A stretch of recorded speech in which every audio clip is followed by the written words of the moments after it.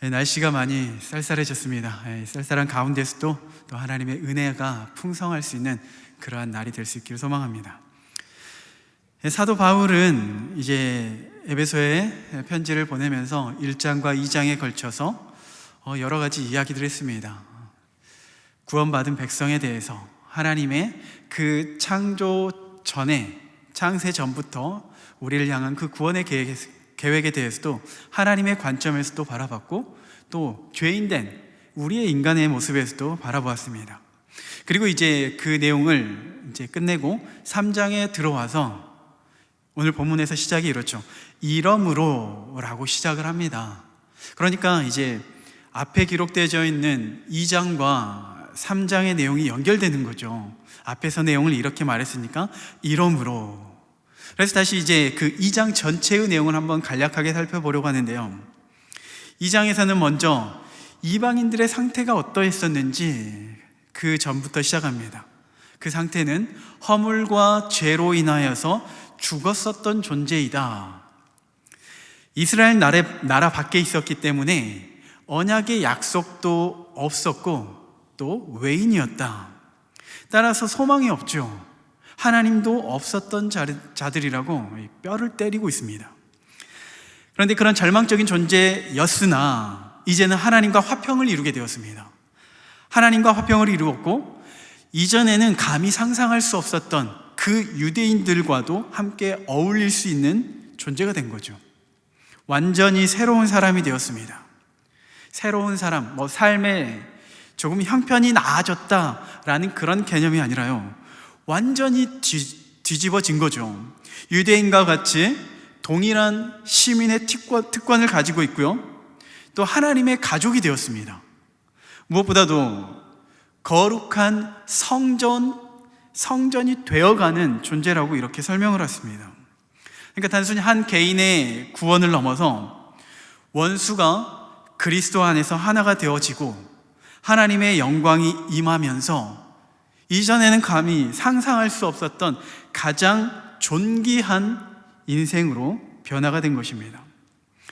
이것이 바로 바울이 이제 에베소 교회도 초대교회잖아요. 그래서 새롭게 태동한 그 초대교회가 앞으로 나아가야 할 그 비전을 보여준 것이고, 오늘날 우리에게도 마찬가지입니다. 여전히 존재하는 거죠. 우리 교회가 지향해야 하는 그런 교회의 모습이 바로 이러한 모습이라는 것을 이야기해주고 있습니다. 자, 바울은 이렇게 2장에서 엄청난 변화, 그 변화에 대해서 설명한 이후에 3장으로 들어와서 에베소에 있는 성도들을 위해서 기도합니다. 3장 1절에 이러므로 그리스도 예수의 일로 너희 이방인을 위하여 갇힌 자 된 나 바울이 말하거니와, 14절에 보면은 내가 하늘과 땅에 있는 각 족속에게 이름을 주신 아버지 앞에 무릎을 꿇고 비노니 라고 이야기를 하면서 쭉 기도의 내용이 나와요. 바울은 에베소 교회에 있는 그 성도들을 위해서 기도를 합니다. 그런데 제가 보시다시피 2절에서 13절의 내용을 건너뛰어 버렸죠. 바울은 그 성도들을 향하여서 그 놀라운 은혜를 주신 그 하나님의 은혜에 감격하여서 그 성도를 생각하면서 기도를 하는데, 잠시 이 문맥과는 다른, 반드시 기록해야 할 만한, 반드시 전해야 할 내용이 떠올랐던 것 같아요. 그 내용이 2절에서 13절 내용입니다. 문맥은 조금 끊기지만 그렇다고 지웠다가 다시 쓸 수 있는 그런 형편도 안 되거든요. 그 내용이 오늘 함께 이야기하고자 할 비밀입니다. 그리스도의 비밀.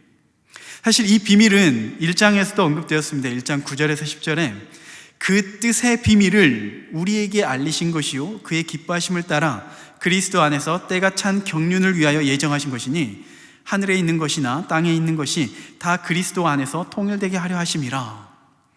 1장에서 그 비밀을 우리에게 이미 알려줬습니다. 그 비밀이 2장에 기록되어져 있어요. 그리고 그 비밀이 오늘 본문에서 다시 한번 이야기하는 것이고, 또 5장에 가서 다시 한번 또 그 비밀에 대해서 말하는데 5장 32절에 보니까 이 비밀이 크도다. 그러니까 그 비밀에 대해서 언급한 거죠. 그 비밀에 대해서 다시 한번 이야기를 하면서 그 비밀이 너무나도 크기 때문에, 그 은혜가 너무나도 크기 때문에 이 비밀이 크도다라고 이렇게 감격해하는 겁니다.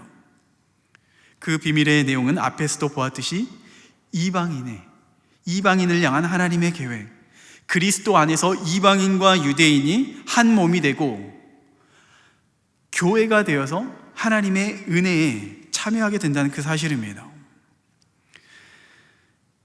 그런데 바울은 이미 그 내용을 앞에서도 언급을 했어요. 그런데 오늘 본문에서도 또다시 이야기를 하고, 그리고 실제적으로 바울이 에베소에서 이제 3년여 동안 시간을 보내면서 충분히 그 비밀에 대해서 풀어주었습니다. 이야기를 해줬습니다. 그리고 그것에 대해서 충분히 어느 정도 알고 있다고 생각해요. 2절에서 4절 말씀해 보니까 너희를 위하여 내게 주신 하나님의 그 은혜의 경륜을 너희가 들었을 터이라. 이미 들은 거죠. 3년의 시간 동안. 곧 계시로 내게 비밀을 알게 하신 것은 내가 먼저 간단히 기록함과 같으니 그것을 읽으면 내가 그리스도의 비밀을 깨달은 것을 너희가 알 수 있으리라. 자, 바울이 사역하였을 때 그때 당시의 성도들은 바울을 통해서 직접 그 비밀을 들었습니다. 그리스도의 비밀을 들었습니다. 그런데 그 이후에 새로 등록한 새가족들이 있을 거잖아요. 그 새가족들에게는 처음 듣는 내용이 아니라 그들에게도 너무나도 중요한 메시지이기 때문에 그들에게도 그 메시지는 충분히 듣고 깨달을 정도로 깨달았다고 생각이 되어지는 거죠. 그럼에도 불구하고 바울은 다시 한번 반복해서 그 이야기를 합니다. 심지어 문맥의 흐름을 끊어가면서까지요. 자, 이 과정 속에서 바울의 이 내용을 기록한 그 이유를 한번 살펴볼 수가 있는데, 먼저는 바울의 그 마음을 한번 생각해 볼 수가 있어요. 이 서신을 기록하고 있는 그 바울의 심정이 어떠한지. 학창 시절에 수업을 받을 때 그 상황을 한번 떠올려 보면요, 크게 세 부류의 학생들로 나눌 수 있을 것 같아요. 첫 번째는 이제 평소에도 공부 잘하는 학생들은 수업 시간에 선생님 말씀에 하나라도 놓치지 않으려고 정말 귀 쫑긋하고 필기하면서 듣잖아요. 그런 부류의 사람이 있는가 하면은 또 다른 한 부류는 좀 노는 친구들. 이 친구들은 선생님이 앞에서 수업을 하든지 무슨 이야기를 하든지 상관이 없습니다. 그냥 자기가 오늘 점심에 무엇을 먹을까, 학교 끝나면 뭘 할까, 뭐 하고 놀까, 이런 자기 생각에 빠져 있어요. 수업과는 전혀 상관없는 그런 자기만의 세상에 빠져 있고, 또 수업 시간에 서로 장난치고 놀기도 하고, 그런 부류의 친구들이 있는가 하면 또 이제 꼭 잠만 자는 친구도 있습니다. 전날 뭘 했는지는 모르겠지만은 날이 좋아서 자고 날이 안 좋아서 또 자고, 꼭 그런 친구들이 이제 점심시간 되면은 눈이 제일 초롱초롱하죠.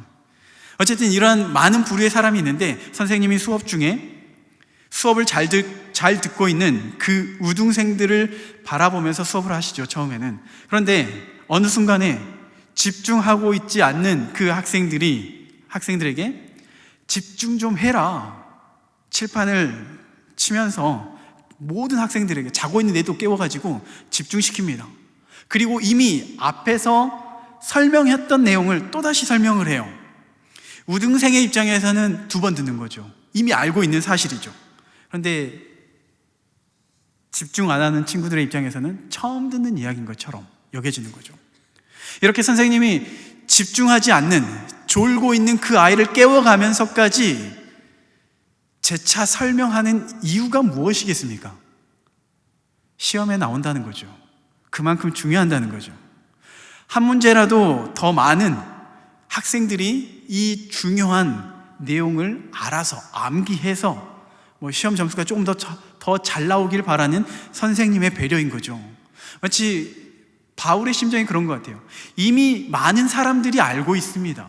그 비밀에 대해서 알고 있고 누리고 있어요. 그럼에도 불구하고 또다시 이 비밀이 너무나도 크기 때문에 재차 강조하기 위해서 이 글을 기록한 겁니다. 그리고 또 한 가지의 이유를 살펴보면요, 지금 바울은 이 비밀을 전하기 위해서 이 비밀을 전하다 보니까 결국에는 감옥에 가 있잖아요. 1절에서 다시 보니까 이러므로 그리스도 예수의 일로 너희 이방인을 위하여 갇힌 자 된 나 바울. 지금 로마 감옥에서 지금 이 편지를 쓰고 있잖아요. 이방인들에게 복음을 전했다는 이유로 바울은 감옥에 갇혔습니다.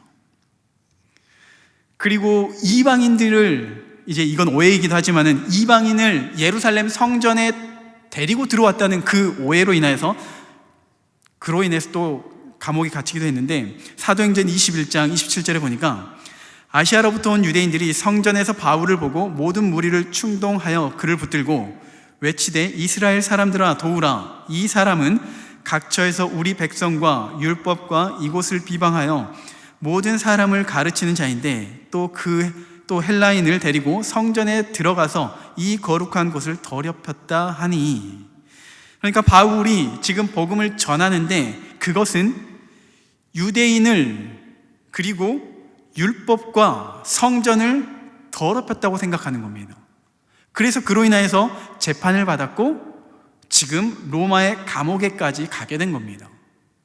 물론 그것이 하나님의 계획이고 하나님의 뜻이지만 적어도 연약한 성도들의 입장에서 봤을 때는 우리를 위해서 복음을 전하다가 우리 때문에 이렇게 갇히게 되었구나 라는 생각이 들 법하는 거죠. 먼 타지에서 로마의 감옥에 있고, 또 바울이 지금 적은 나이가 아니거든요. 건강을 챙겨야 하는데 챙기기도 쉽지가 않습니다. 먹는 것, 자는 것, 염려되지 않는 게 하나도 없어요. 그런데 그렇게 염려하고 있는 그 성도들을 생각하니까 뭐가 문제가 생기냐면요, 바울은 지금 1장, 2장에 걸쳐서 교회의 그 영광, 그 비밀의 신비에 대해서 계속해서 이야기를 해왔는데, 그런데 지금 갇혀있는 자기 자신의 모습을 보면서, 갇혀있는 바울의 모습을 보면서 이 복음이, 이 비밀로 인한 그 능력이 기쁨이 아니라 고난으로 여겨질까봐 걱정된 것입니다. 그래서 그 오해도 풀어야 되는 거죠. 실제로 이제 제가 보기와는 다르게 섬에서 태어나고 자랐습니다. 신안 증도에서 자랐는데, 저희 신안 증도를 이야기할 때 문중경 전도사님을 빼놓고 이야기할 수가 없어요. 문중경 전도사님이 혼자의 몸으로 섬을 돌아다니시면서 복음을 전하셨죠. 처음에는 섬 사람들이 좀 완악했기 때문에 쉽지가 않죠. 그런데 차츰차츰 마음의 문을 열면서, 그리고 어느 순간 그 복음을 받아들이기 시작했습니다. 저희 할머니를 포함해서 이제 문중경 전도사님을 선생님이라고 부르면서 따라다녔어요. 그러던 중에 문중경 전도사님은 순교를 당합니다. 심각한 폭행을 당하고 그로 인해서 순교를 당하는데, 복음이 확산되고 있는 중에 많은 사람들이 그 복음에 대해서 관심을 갖고 나도 한번 믿어볼까 하던 중에 복음을 전하는 자가 그러한 고통 중에 죽음을 당하게 된 모습을 보면서 많은 사람들이 그 복음에 대해서 회의적인 시각으로 바라보기 시작한 거예요. 예수님 믿어도 별거 없네? 라는 그런 시선이, 아직 믿음이 연약하기 때문에 그래요. 물론 그 사건이 있고 난 이후에, 그 이후에는 더 많은 그리스도인이 생겨나고 정말 95%, 98% 이상 섬 사람들이 그리스도인이 되었다라고, 이렇게 정말 그 하나님께 영광 돌리는 그런 일들이 있었는데, 적어도 그 순간만큼은, 그 복음이 고난이다라고 생각되어지는 그 순간만큼 그 바울이 전했던 복음에 대해 오해가 생길 수가 있다는 거죠. 아무리 그 비밀이 크다 할지라도. 그래서 바울이 다시 한번 13절에 이렇게 이야기를 합니다. 그러므로 너희에게 구하노니 너희를 위한 나의 여러 환난에 대하여 낙심하지 말아라. 이는 너희의 영광이니라. 그 복음이, 그 비밀이 마치 인간의 눈에는 고난처럼 여겨질지 모르겠지만은 그것은 가장 놀라운 위대한 기쁨이고 영광이다, 이것을 전달하고 싶었던 거예요. 그래서 기도를 하던 그 중간에 흐름을 끊고 이 이야기를 해야만 했던 겁니다. 그 두 가지의 내용, 비밀이 얼마나 큰지, 그 비밀의 능력이 얼마나 중요한지 그걸 깨닫고, 또 그 비밀을 맡은 자, 그 비밀은 고난이 아니라 영광이라는 점을 깨닫게 하기 위해서 2절에서 13절까지의 내용을 삽입한 겁니다. 그리고 오늘은 이제 그 1절에서 6절까지의 내용, 그 비밀에 대해서 한번 이야기하려는데요. 바울은 다시 한번 그 비밀의 핵심에 대해서 정리를 합니다. 그 비밀의 핵심이 뭐냐면은 바로 6절인데요. 우리 6절 말씀을 함께 읽겠습니다. 함께 읽습니다. 이는 이방인들이 복음으로 말미암아 그리스도 예수 안에서 함께 상속자가 되고 함께 지체가 되고 함께 약속에 참여하는 자가 됨이라. 세 가지로 정리했죠. 함께 상속자가 되고 함께 지체가 되고 함께 약속에 참여하는 자가 된다. 이것을 한번 다시 한번 정리해 보면은 하나님의 상속자가 된다, 이 말은 1장 13절 14절에 성령으로 유업을 보장받았다는 그 내용과 같습니다. 13절에 그 안에서 너희도 진리의 말씀 곧 너희의 구원의 복음을 듣고 그 안에서 또한 믿어 약속의 성령으로 인치심을 받았으니, 14절에 이는 우리 기업의 보증이 되셨다. 성령께서 우리의 기업의 보증이 되셨다. 우리가 하나님의 상속자가 되었다고 말을 하는 거죠. 그 기업의 내용이 이 본문 안에서는 명확하게 나와 있진 않지만은 5장 5절에 보면은요, 5장 5절 보면은 너희도 정녕 이것을 알거니와 음행하는 자나 더러운 자나 탐하는 자나 곧 우상 숭배자는 다 그리스도와 하나님의 나라에서 기업을 얻지 못할 것이라. 이렇게 우상 숭배하는 사람들은 하나님 나라의 기업을 받지 못한다. 다른 말로 우리가 그 하나님의 기업을 받게 되었다. 성령께서 그것을 보장하셨다 라고 표현한 겁니다. 물론 지금 이 에베소에서는 지금 바울이 우리가 그 약속의 기업으로 무엇을 받는가, 이것보다도 더 큰 관심이 뭐냐면요, 유대인과 함께 동등한 관계 속에서 그 장차 받게 될 유업에 참여하게 된다는 것을 이야기하는 거예요. 이전에 어떠한 사람이었습니까? 허물과 죄로 죽었고 소망이 없고 하나님도 없었던 그러한 존재였는데, 이제는 우리가 유대인과 함께 동일하게 동등하게 그 은혜를 누리는 거죠. 두 번째로 이제 함께 지체가 되었다는 말은 2장에서도 계속해서 이야기를 했는데요, 유대인과 이방인이 이제 하나가 되었습니다. 새로운 한 몸이 된 거죠. 이게 바로 교회인데요, 교회는 우리 주변에도 보면은 모양도 다르고 생김새도 다르고 능력도 다르고 재력도 다르고 배경도 다르고 출신도 다르고 도무지 하나로 엮일 수 있는, 우리는 한 민족이니까 적어도 좀 찾아본다면은 그러한 점에서 그럼에도 불구하고 좀 하나가 될 수 있지 않을까라는 점을 찾아볼 수 있지만은, 이 초대교회는요, 유대인과 이방인 도무지 섞일 수 없는, 상종하지 않는 그러한 존재가 하나가 된 것입니다. 한 몸이 된 거예요.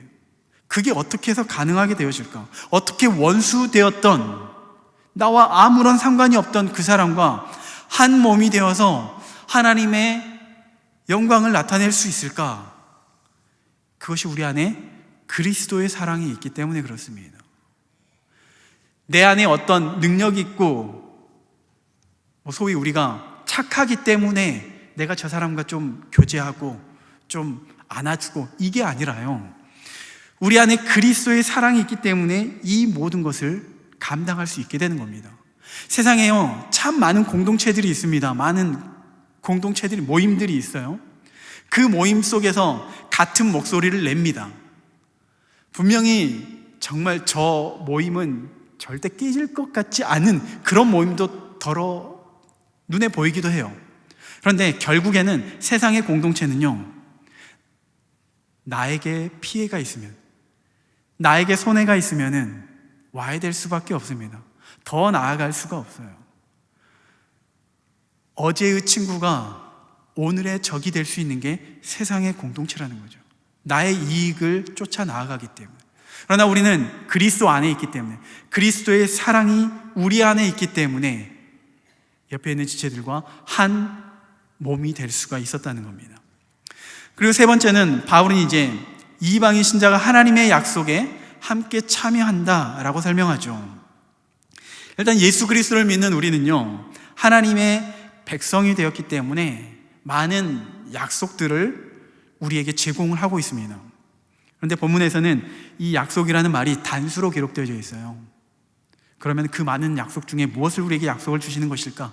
이렇게 생각할 수가 있는데, 우리가 예수 그리스도를 믿게 되면요, 우리는 이제부터 영적인 아브라함의 후손이 됩니다. 아브라함의 후손이 되는 거예요.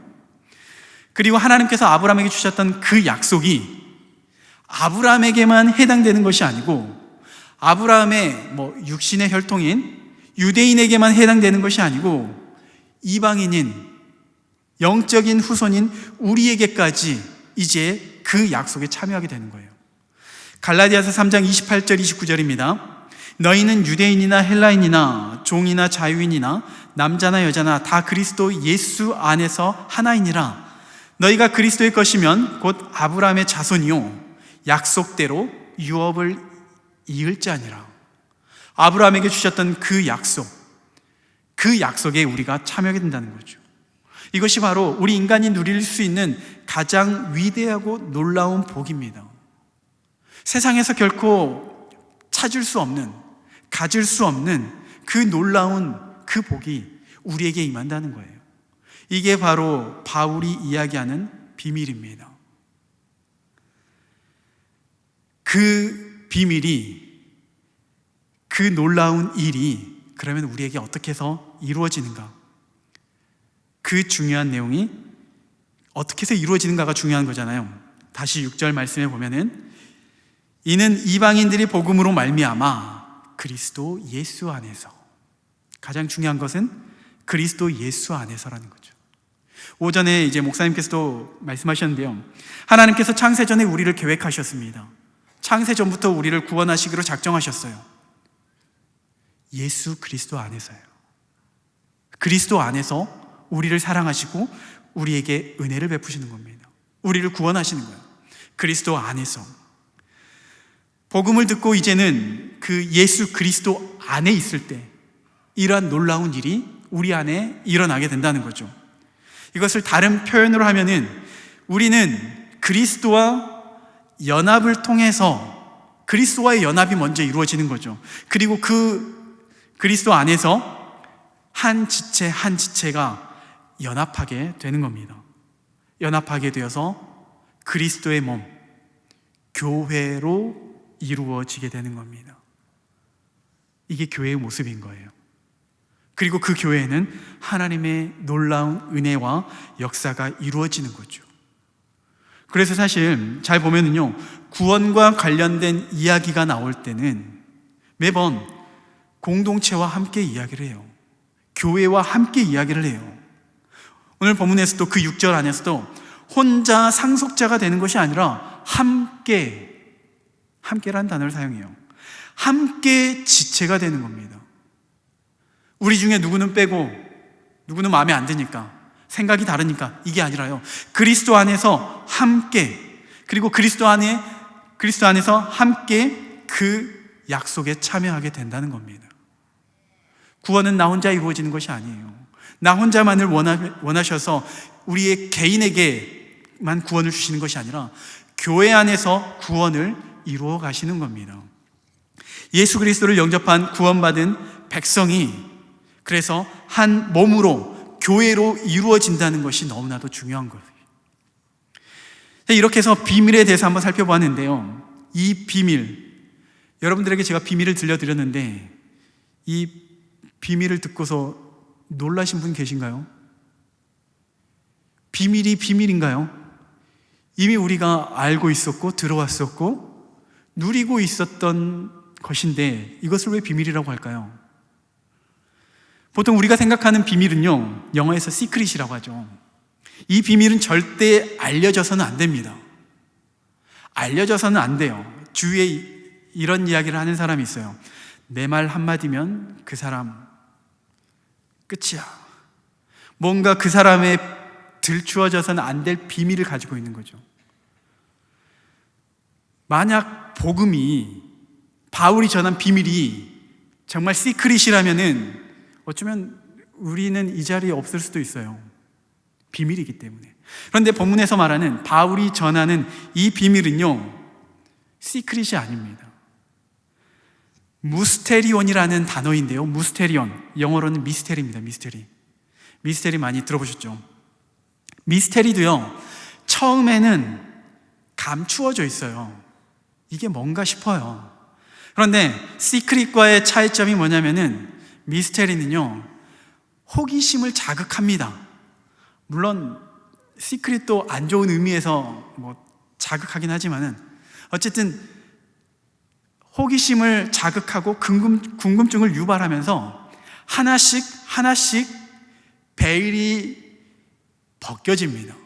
하나씩 풀리게 되는 거예요. 한 커플 벗겨지면서, 그리고 마침내 그 모든 것이 드러났을 때는요, 극적인 감격이 우리에게 있게 되는 거예요. 아, 이렇구나, 이러한 일이 있었구나 라고 우리에게 감격이 있게 되는 거예요. 시크릿은 드러나면 다 죽지만, 미스테리는요, 드러나면은 감격하게 돼요. 감사하게 되고 찬양하게 되고 영광을 돌리게 됩니다. 오늘 그 복음의 비밀이 우리에게 풀려졌기 때문에 우리는 하나님께 감사하고 하나님을 찬양하고 하나님께 영광을 돌릴 수가 있는 것이죠. 이 비밀이, 이 시크릿에 대해서, 미스테리에 대해서 바울이 이야기를 하는데, 5절에 보면은요, 이제 그의 거룩한 사도들과 선지자들에게 성령으로 나타내신 것 같이 다른 세대에는 사람들의 아들들에게 알리지는 아니하셨다.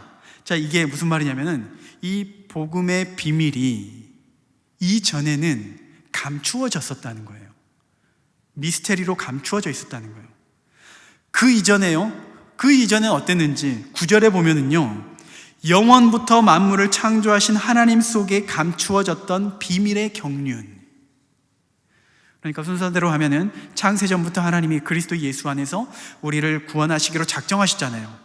그런데 그 사실을 알고 있던 사람이 아무도 없겠죠, 당연히. 우리는 존재하지도 않았으니까요.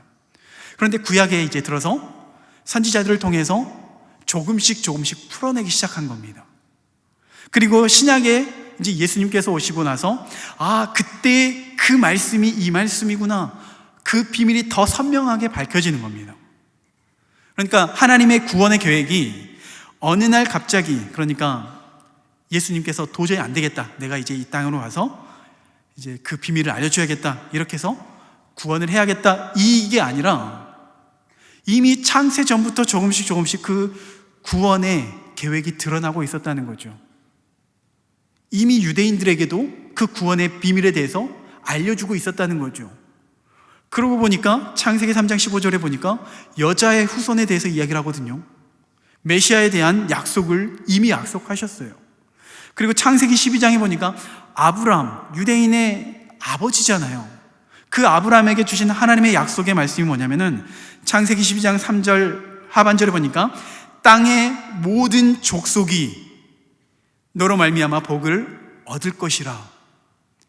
땅의 모든 족속, 이미 유대인뿐만이 아니라 모든 열방 가운데 하나님이 복을 주실 거라는 것을 계획하고 계셨던 거죠. 이미 우리에게 보이고 계셨다는 겁니다.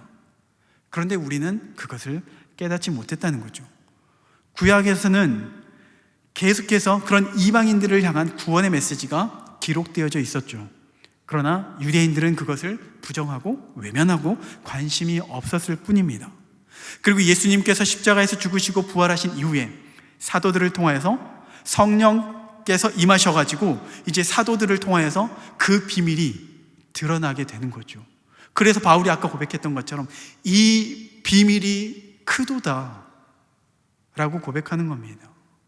이 비밀은요, 감추어지기 위해서 있는 것이 아니라 드러나기 위해서, 드러나면서 그 비밀을 듣고 깨닫는 사람들에게 정말 놀라운 하나님의 영광을 찬양하게 하기 위해서 드러나기 위한 비밀이라는 것을 이야기하고 있는 거예요. 마가복음 4장에 보면요, 예수님께서 천국을 비유하시는데 마가복음 4장 21절 22절에 또 그들에게 이르시되 사람이 등불을 가져오는 것은 말 아래에나 평상 아래에 두려 함이냐 등경 위에 두려 함이 아니냐 드러내려 하지 않고는 숨긴 것이 없고 나타내려 하지 않고는 감추인 것이 없느니라. 누가 등불을 평상이나 침대 아래에 두겠느냐? 숨긴 것은 드러나고 감추어 둔 것은 나타나기 마련이다.